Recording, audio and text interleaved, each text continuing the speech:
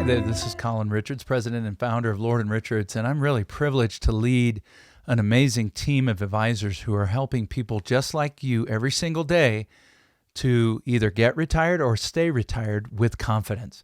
And that is the subject of our show today. We're talking about, first, the biblical principles that surround a confident retirement, starting with being a giver.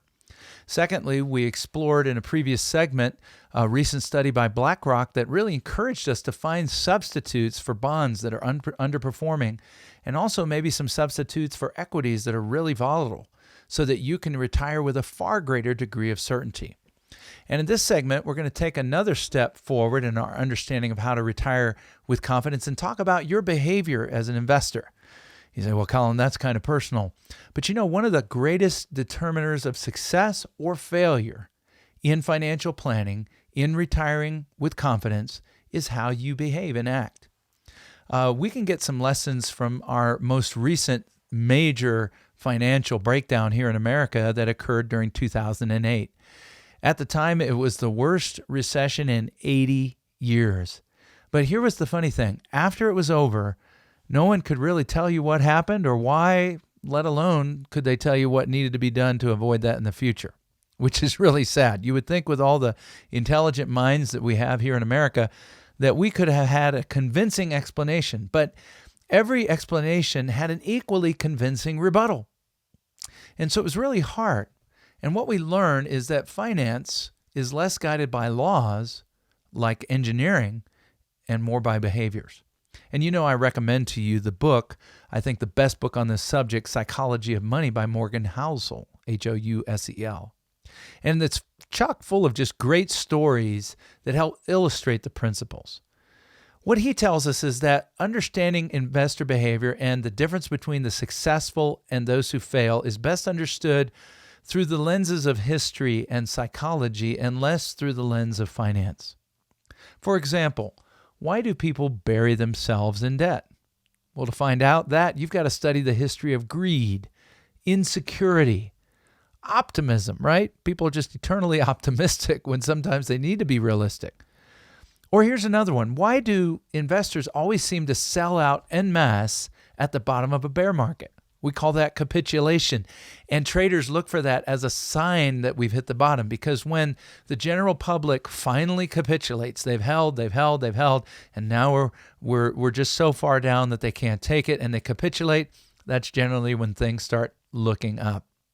You're going to find that out not by studying the math, but by studying how someone thinks when they're worried that their investments are imperiling their future, right? It's fear. It's fear of loss. Voltaire said this: history never repeats itself, but man always does. You know, we all think we know how the world works, but each one of us has only experienced a small sliver of it. Michael Bartnick said this: some lessons have to be experienced before they can be understood. I think that's wise advice. Some lessons have to be experienced before they can be understood, right? Maybe you have to touch the burner on the stove to really understand it. So economists have found this, if we want to summarize, people's lifetime investment decisions are heavily anchored to the experiences you've had in your own generation, particularly early in adulthood.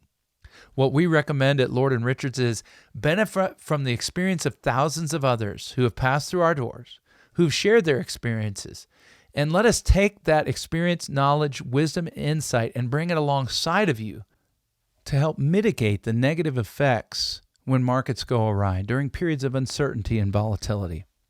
You know, there was an interesting study I referenced previously by J.P. Morgan. And in that study, they talked about what the long-term returns were of the S&P 500. And for this particular period that they studied, they were a little over 9.5%.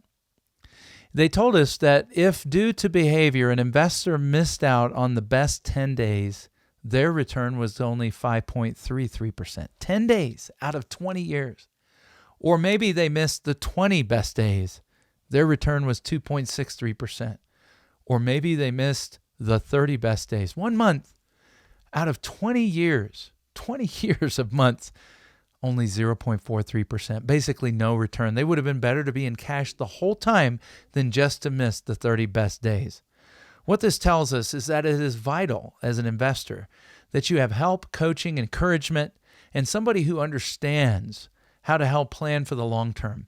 Recently, I found that even long-term clients of ours have needed a little bit of hand-holding to remind them, hey, during these periods of market volatility, we've already helped you design a portfolio that keeps you within the boundaries that you've set for us. We've already looked at what you're comfortable with, and we're going to make sure you stay within that range.